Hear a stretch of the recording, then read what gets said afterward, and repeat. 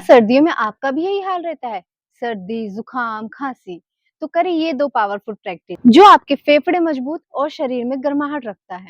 सबसे पहले हम करेंगे कपालभाति क्रिया। कपालभाति नेजल पैसेजेस को क्लीन करके मिड, कफ और कोल्ड की इंटेंसिटी को कम करता है। दूसरा हम करेंगे भस्त्रिका प्राणायाम।